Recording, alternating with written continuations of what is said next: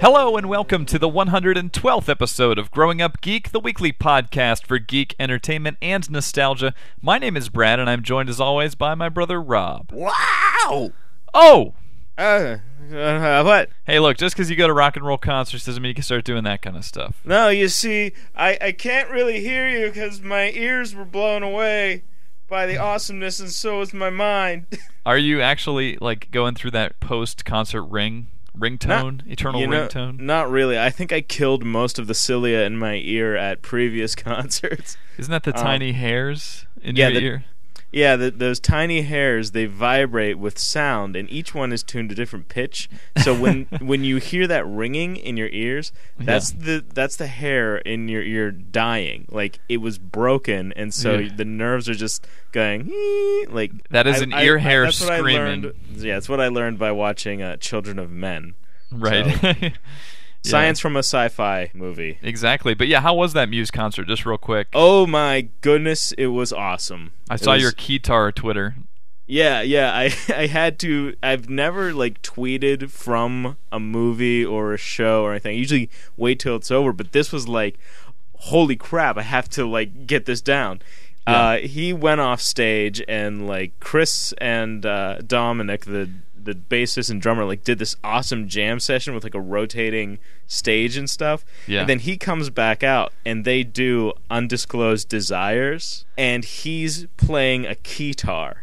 Wow. For it. It was at the Wachovia Center, so it was like an arena show. Yeah. And as always, I'm jealous. This is what, your sixth time seeing them? Feels like I think I've seen them 4 times, and it's amazing. I actually took a video with my phone because it can do that now because 1.4 came out. Yeah, no flash yet, kind of sad. But I took a video of this arena full of people. Yeah, and I was like, and to think that when I first saw them, it was in a bar in Boston. Yeah, that's awesome. And like I said, I'm jealous of you, but I'm jealous of you for another reason. Really? And we haven't revealed that to the audience yet, but you are going to PAX East, my friend. I am. Woohoo! I know. I got my tickets. That's so awesome. Got my passes. Obviously, when you go and see what there is to see and come back, we will do a show entirely about your experience there. However, I'm not able to make it out there. It's a 10-hour drive from Pittsburgh to Boston, and I'm just not able to wrangle that. But so I will be there in spirit, but I'll tell you what, I got really jealous reading the schedule, which just recently came out. I have not seen this yet. Yeah, it's packed to the hilt. Every single day is tons and tons of great panels, very thought-provoking panels, and a lot of panels that deal with the sort of, how shall we say, conflict between PR, marketing, business, machine, and gamers. So I think that's going to be interesting. There's a lot of stuff about that sort of relationship between them and us, and there's a lot of chances for them to hear us, which is cool. And you'll be excited to see there's a lot of music related panels. Yes, that's what I need to see. Yeah. There's some great, not just bands, but panels about the creation of gaming music, some of the best game music that's ever been made. There's even a panel about the top 10 games of all time. Right? It's just really super nerd friendly. There's even a panel about whether or not geek has become such a common term that it needs to evolve or change, what geek means in 2010. Right. So if there's a more ideal place for you to go, I have no idea what it is. Yeah, this is going to be an awesome event for me, also an awesome opportunity. My thing is that I'm going to be pimping out my music there. Sure. Which means I have homework to do leading up to it. I have it written on my calendar. I'm like, okay, 1 month away. I got to do this, and just get stuff together to show, and and I'm even considering some guerrilla tactics, leaving just CDs lying around so people will pick them up and be like, oh, what's this? Yeah, well, you'll be close to the action for sure, and I just figured we should mention that up front. Yeah, and I don't know tuned. how I'm going to make it all work, but somehow it has to. And your girlfriend's going with you, which is great, but crazy. She's going to be supporting me. She'll also be reconnecting with some friends that she has up there, because I said, look, it's going to be a lot of nerd sweat and pain. And I knew there was an ulterior motive. I'm like, she has to have something else to do.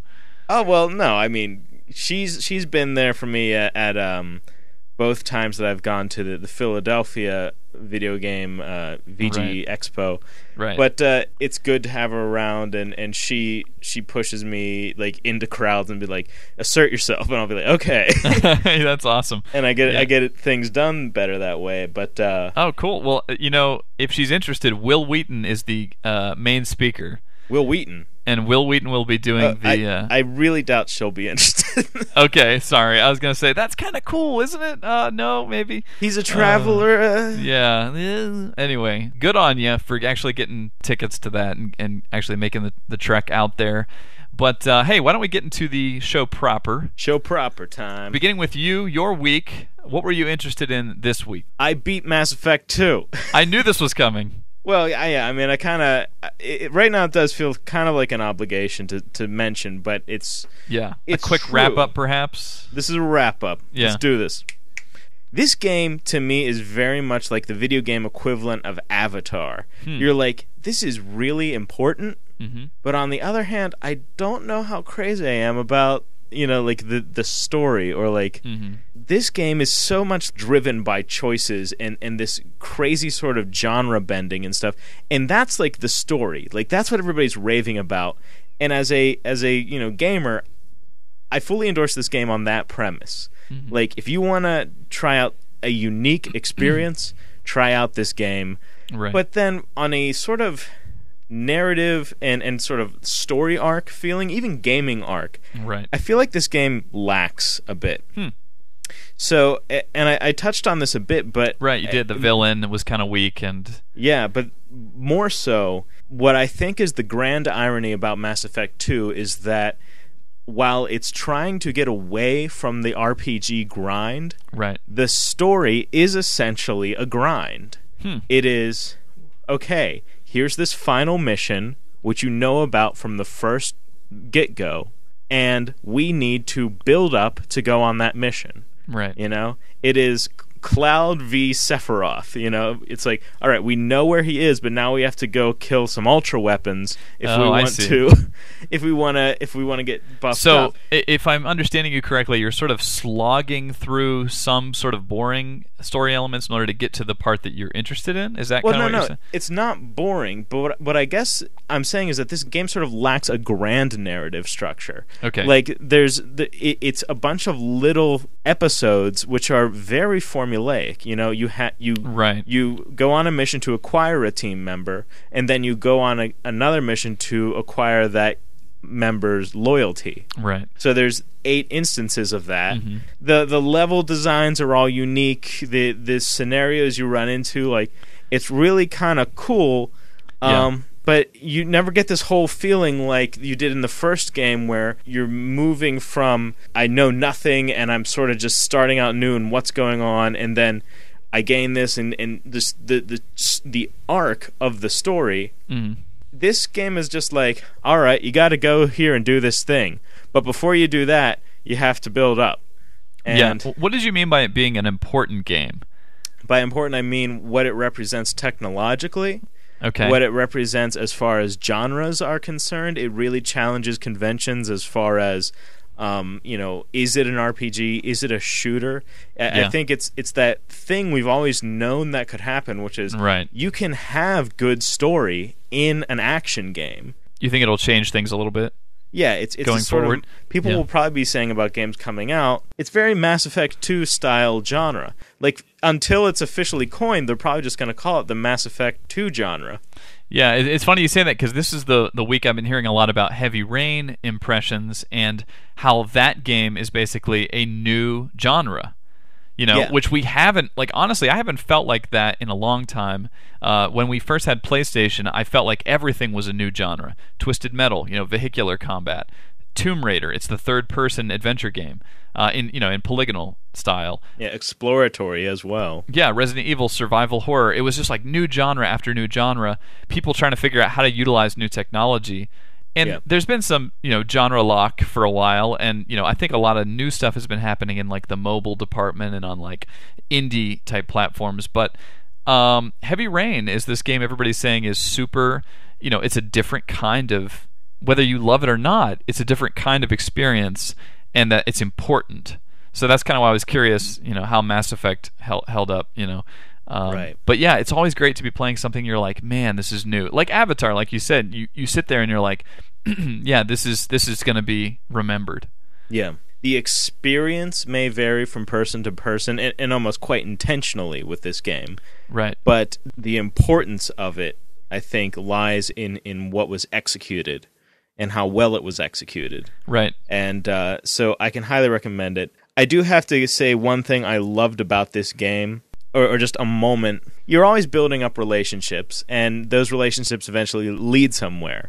And oftentimes it's romantic encounters, and we all know about that. But probably the most rewarding relationship surprise came from the professor on your ship.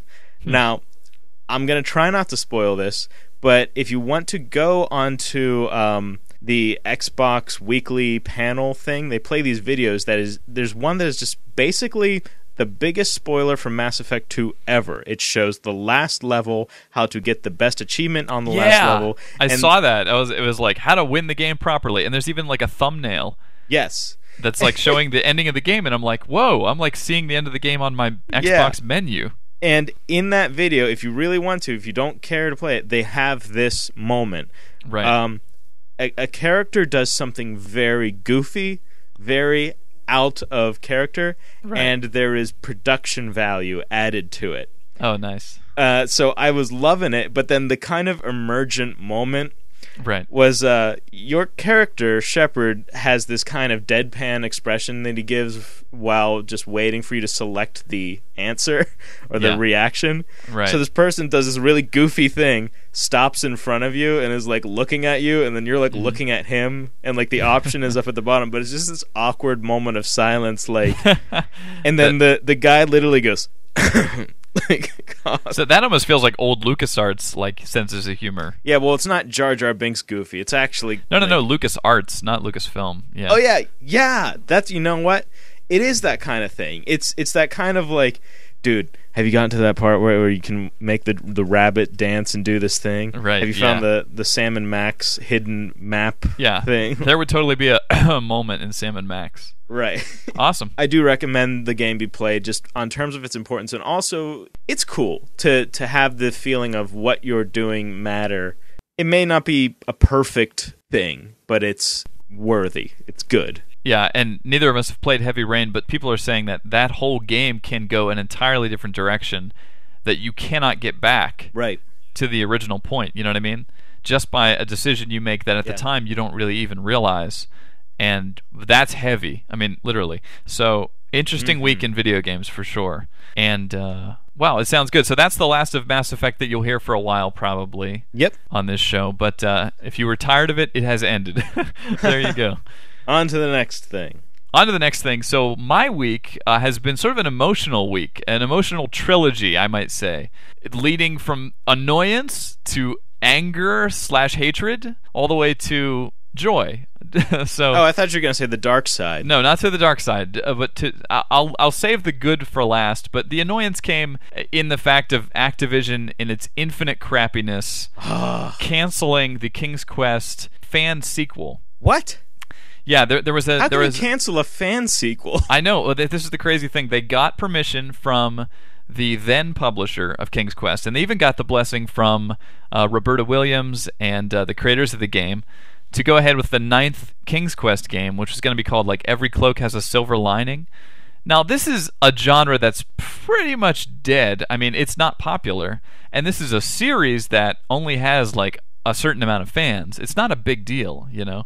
But these guys were working since 2002 on this fan sequel, and if from the look of it, from the screenshots and everything, doing a really good job. I'd equate it to the Half-Life revamp that the fans were doing, where they replaced all the textures and everything of the original Half-Life.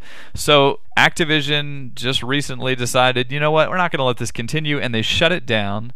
It's weird. It's really weird. But then on top of that, this news about Activision showing up suddenly at Infinity Ward headquarters and firing the two heads, the dual Hydra heads of Infinity Ward. You've probably already heard this. Most of our listeners. The original Infinity Ward is essentially what they got rid of. Yeah, and the difficult portions of Infinity Ward, as the rumors are flowing around, this is very similar to the Jeff Gerstmann thing, because you have this sort of shocking, hurtful firing all of a sudden of a really talented group of people. And let's be honest, like, those two guys are sort of the original, like, they're the reason why Infinity Ward is sort of how it is. And then a lot of questions, a lot of sort of non-answers, and it just appears bad. When you look at this stuff, just like I felt with Jeff Gerstmann, you really start to hate, GameSpot, or you really start to hate Activision, because you're like, here's these creative people, again, the King's Quest thing, I'll roll that in because it happened this week, people out there just doing this out of the love, of King's Quest, and what, Activision is planning to make a King's Quest now? I highly doubt it. Like, that's the only reason they could want to do it, because it's not at any expense to them aside from holding the rights. Right. And, like, the perceived loss of them giving that rights to somebody else. Yeah. Unless they're planning on making something, there's no reason to pull that project. Right. So they pull the plug on something that potentially wouldn't have made them any money, and they pull the plug on something that would have made them a lot of money. It's really weird. It's really weird. It made them billions of dollars already. Yeah, and obviously they have plans for Call of Duty without Infinity Ward, which sounds like blasphemy to me. Like, if you're a Call of Duty fan, you know that the Infinity Ward, not only did they do the first one, they did all of the great ones, and they are going to continue with Call of Duty with Treyarch, obviously, who does some good, decent jobs. And then an unnamed developer, and then Sledgehammer as a third developer who will do a action adventure version of Call of Duty. And Sledgehammer is the ex-Dead Space guys, so that's going to be kind of weird / interesting. But Tim Schafer, I think, said this best. He tweeted that yelling at Activision for any of this is like yelling at an ape for throwing its feces. It's just how the beast operates, and that's sort of how this has been. Like, they're a big money beast. Yeah. I'm not a businessman. Like, I don't understand what it is to run a business, and obviously they're the most successful publisher, so I can't fault them for maintaining business. But this kind of stuff it rubs this community, the game community, like, really the wrong way. It makes me rethink, like, do I want to get into gaming? Like, as a guy who wants to do music for games, It's like, so wait, the people who made you bazillions of dollars are now fired. They don't even have job security. Right. It was like, well, if they weren't, if that company wasn't secure, then who is? I know there's been jokes being made about Blizzard, who is also under Activision, who's making more money than God, for Activision. And it's like, of course they're safe, right? But if something goes wrong with the leadership there. And obviously they have plans to continue. Don't worry, these games will continue, and that's the heartless thing. Yeah, if you want to buy a box that says Call of Duty, that's still going to happen. Don't worry. Right, and that's the thing that ticks me off, is a lot of the public won't even notice that anything changed. They'll just continue buying Call of Duty, and that's why Activision can persist. People keep buying Guitar Hero, not realizing that the people that made it great left a long time ago and made Rock Band. Well, I do think that there is a bit of realization about Infinity Ward, at least. Names like Bungie and Blizzard, people totally do latch onto that. And if they hear there's a new game in the works from them, there is a bit of public knowledge about, every time the screen says Infinity Ward, the game is good, and I want to buy it. And every time it doesn't, I don't care about it much. Yeah. So that is the reason why Call of Duty has been the way it has been. And, like, if you just cut that off and then continue rolling out sequels, you get X-Men 3 or something. Which, on the subject, the reason I maintained my emotional spiral this week was because the news came out about this sort of solidifying of the writing behind the new Superman movie, which is tentatively called The Man of Steel. Really? It is not anything to do with Bryan Singer. It has nothing to do with Brandon Routh, who I thought was a great Superman. It is being helmed up by David Goyer, supposedly, who is one of the Dark Knight screenwriters. And there's even rumors that John Nolan, who is Chris Nolan's brother and a great screenwriter in his own right, is also involved. However, I was looking forward to the Bryan Singer sequel to this movie. I don't know if everybody else did, but I really enjoyed the Superman Returns. I mean, I almost welled up with tears when I saw how good of a Clark Kent he was, because it was dead on, like Christopher Reeve dead on. Yeah. But we will not be having that. We will instead be having a new direction. I've even heard rumors that the studio wanted to go darker with it, but you can't do that with Superman. I mean, make more Batman movies if you want to do that. Superman is a Boy Scout. Superman is the all-American guy. He's, he's the friendly guy. And look, I have no evidence that they're going to do this dark thing, but studio changes directions, and then I know, like I kind of wonder where that went. I was like, why on earth was this really good movie like just put it away? And I think people were like, right. Oh man, Superman has a kid. What on earth is that all about? Yuck, yuck, yuck. I can be cynical. Yeah. There's an angle for me to be cynical about, and I'll take it. And granted, I don't think that's true to the character of Superman, but I do think it was a clever idea. I liked seeing that on the screen. I think that was what was cool, was that Bryan Singer wasn't afraid to like push the Superman canon forward. Right. To say, no, this is a movie. It should be an event in Superman history. Right. I think that was pretty radical, and I mean that in the true sense. Yeah. That he did that, and like it to me made the movie seem more legitimate. Yeah. Rather than being, kind of a ripoff or whatever. Yeah. If this dark direction rumor is true, then count me out. I mean, I don't know what to say. I mean, such a Hollywood thing to do. Yeah, and they're doing it with Spider-Man too. They're rebooting Spider-Man already, which makes no sense because Spider-Man makes tons of cash. That's why it makes sense. Oh, well, I was just going to say, if Spider-Man makes money in sequels, why go back and reboot? I don't understand. Maybe Tobey Maguire doesn't want to be involved. I don't know. Well, I guess because they proved that they could do rebooting with Hulk and with Batman. So now that's a viable cash-making option for them. Right. Oh, gosh. So the only thing we can do is vote with our dollar, and believe me, I'm not going to try to do some down with the man kind of. I understand that this is how it works. Down with the man. If the man is Bobby Kotick, stop him from spewing his yogurt all over. I mean, but the sick thing is that again, people will continue to buy, even if I stop. People will continue to buy. I feel sad for the creative people this week. That's basically what happened to me. I was basically like, there is all of these people, including these King's Quest guys. God help you guys. 2002? You've been working on it that long? Out of sheer love, all these creative people, and then here comes a machine smashing, rolling over top of them. It ticks me off, man. It just ticks me off. I loved Idle Thumb's description of Bobby Kotick. I lost it in my office, which I try hard to not as Ash. Yeah.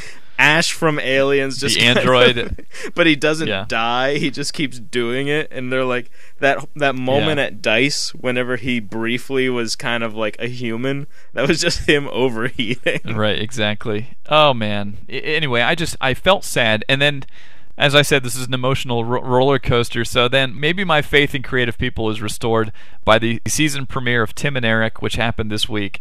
What a treat that was. Did you see that yet? Season 5? I don't have cable. Oh, it's like literally the old lady. Yeah, it's literally the prize winner promo. I don't have cable. I liked the other one, the answering machine. Okay. Have you seen this? No, I didn't see that. I saw the Asian family that was gyrating uncomfortably together. No, see, that was crap. That's just like people who watch a lot of Tim and Eric and just doing what Tim and Eric do. Yeah, what's the answering machine? This one, if you type in YouTube Tim and Eric season 5, you'll see something called up Tim and Eric fan promo with DL Hart. Okay. And hold on if I can get this. Okay, so it's at this point in the recording that we didn't realize that our audio stopped recording, actually. Rob's audio, to be precise. I'm ashamed, and I'm going to kill my computer. It happens, It's funny because we recorded for another 20 minutes, and at the end we did a rousing nostalgia about tech support and about computer error, and of course that's had to have been what happened during this episode. But we don't want to deny the audience our review of Gentlemen Broncos, which we just did.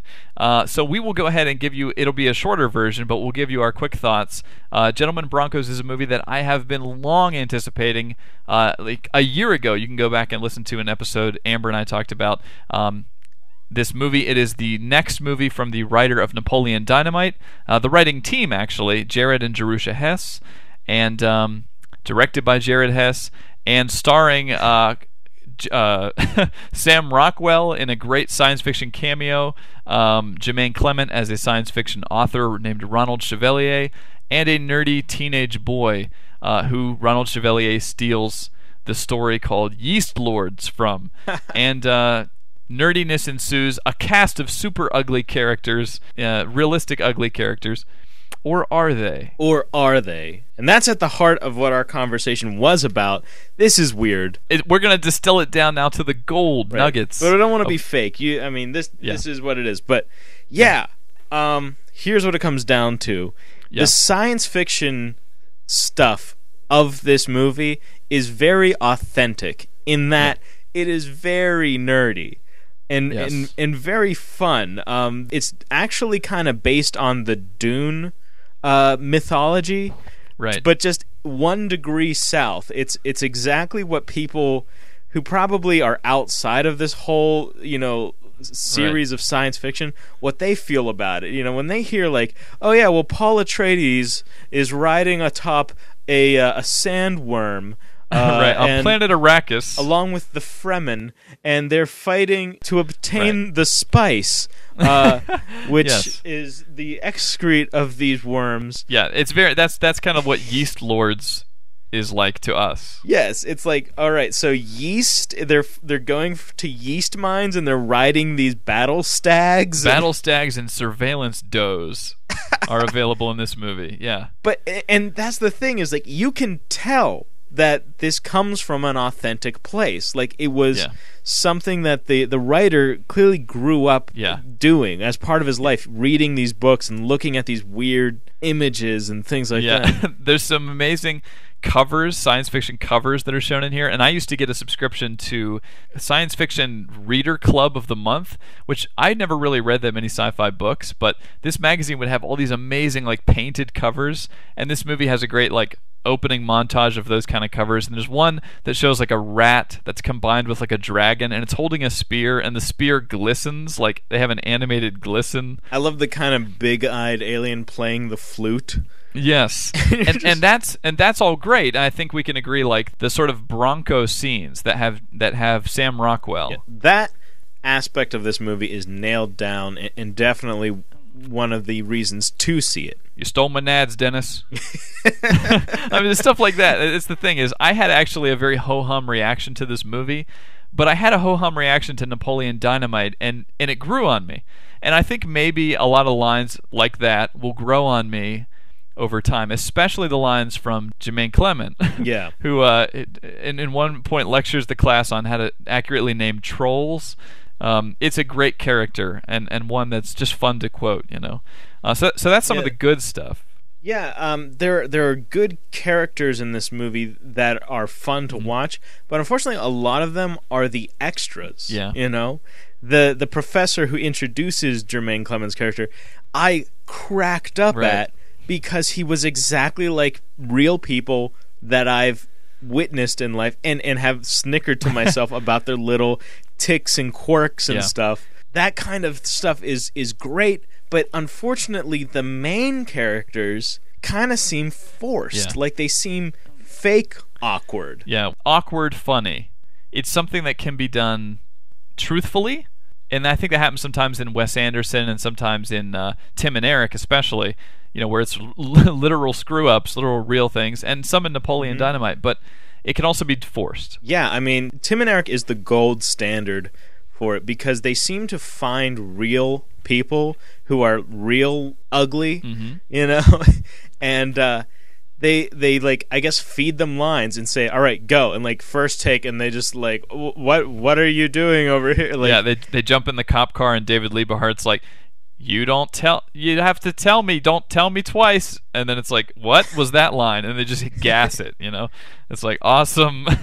That couldn't have happened like on a script. Yeah, you can't. I mean, there's something happening here where I guess with Napoleon Dynamite and with Tim and Eric, people realize that kind of awkwardness can be funny. Right. I feel like they see that like cliff note, right, and they don't know what to do with it. Like I remember a Vonage commercial that was like, Vonage won't make your calls any better, they'll just make them free, Right. And the guy's like, hi, this is your brother calling. I know we've had a lot of awkward conversations, right, but maybe now with Vonage they won't be as awkward.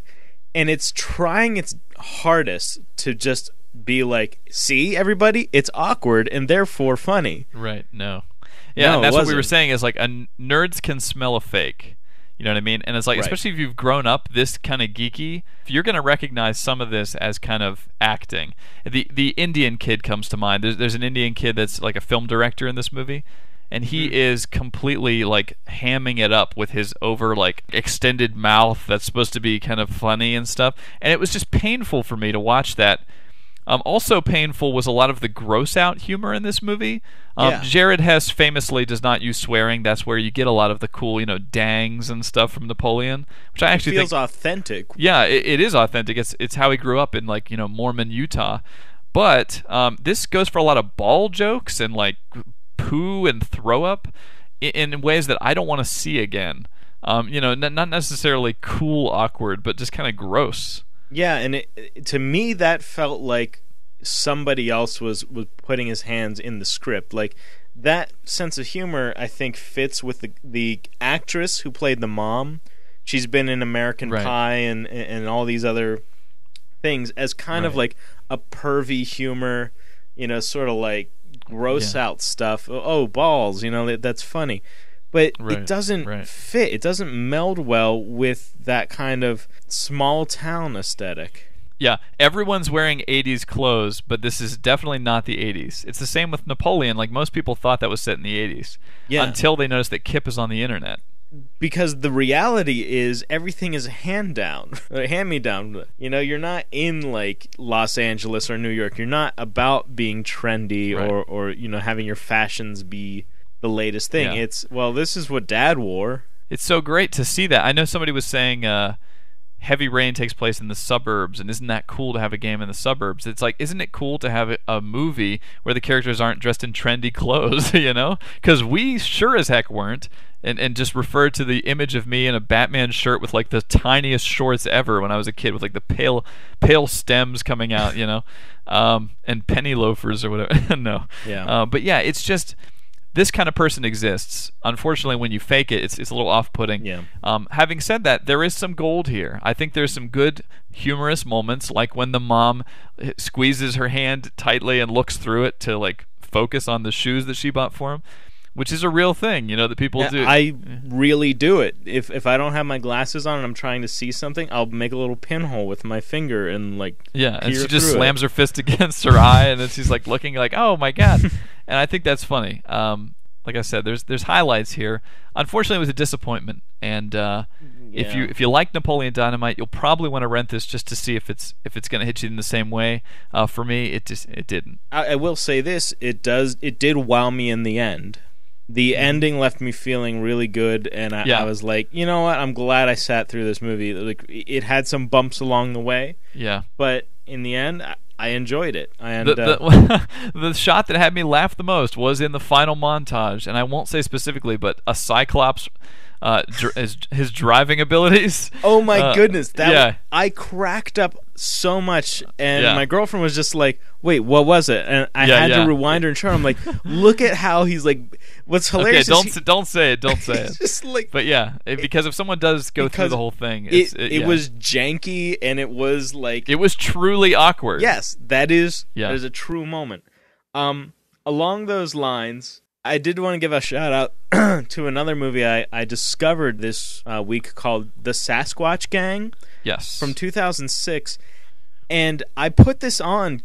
Kind of expecting it to be this crappy, like, buttercream gang or like sort of like cheesy 80s like Right. hey, we yeah. found a Sasquatch, like Harry and the Hendersons, and about kids, whatever. I didn't. No, that movie contains LARPing. Yeah, I didn't realize that it was going to actually be this really good, truthful depiction of nerds. These aren't even obvious nerds. Like, the one kid could kind of be attractive. Just he's really into LARPing and stuff, right. and that therefore makes him a nerd. Yeah, I'm going to disagree with you a little bit on that, because I actually felt they were kind of forced too. But like you said, you had low expectation. I had very low expectations. I had no expectations, but it turned out to be really good, and I actually was like getting into it. I'm like, wow, this is really how it is a lot of times, Yeah, no, and I'm going to match your recommendation with one, which is American Movie. If you haven't seen this, you must see this movie. It is. I have not seen this movie. Yeah, it is, and that is to your shame, because it is a great just documentary about two real nerds that are trying to make a movie in America, and the guy has a huge heart. He's been on Letterman before, but he is clearly a nerd. Giant glasses, long hair, and his sort of squat buddy who's done way too much cocaine, way too many drugs, and it's clearly affected his voice. That's why he's like, I was talking to Mark the other day, and and it's just like, wow. That movie is excellent, just depiction of real people, because they are. It's just a freaking fact that these people documentary. Yeah, it's that these people look like this and sound like this. I think Jared Hess a lot of times nails that. Unfortunately, I think he missed more than he hit with this one. All right. That's Gentlemen Sounds Broncos, good. and yeah, we had a long discussion about tech support, our best and worst tech support. I think yours was just that you solved a blue screen of death by turning a guy's Wi-Fi on, and maybe we'll just leave it at that. Yeah, he paid so much money to have his computer fixed when really the only problem was he had his Wi-Fi switched off, and someone needed to switch it on. Yeah, and unfortunately you'll never hear the cutting room floor version of this episode. We apologize. It's going to be a short week, obviously. But that is it for this week. If you would like to participate in the show, maybe express your anger that there isn't more to this episode, you can direct that directly to Rob, and that email address is mail@growing-up-geek.com. You can also follow Rob throughout the week on Twitter at twitter.com/GUGRob, or if you want to, or follow me too, GUGBrad. That is going to do it. Once again, my name's Brad. Bring in that floating fat man, the Baron. The slow bullet penetrates the shield. The slow knife? The slow knife. Maybe it's the slow bullet. The slow knife penetrates. What's that bullet in Mario? Bob the Bullet? Bullet Bill. Bullet Bill penetrates the shield. Spice. He who controls the spice controls the universe. He is the Queeshot Haderach. Yes.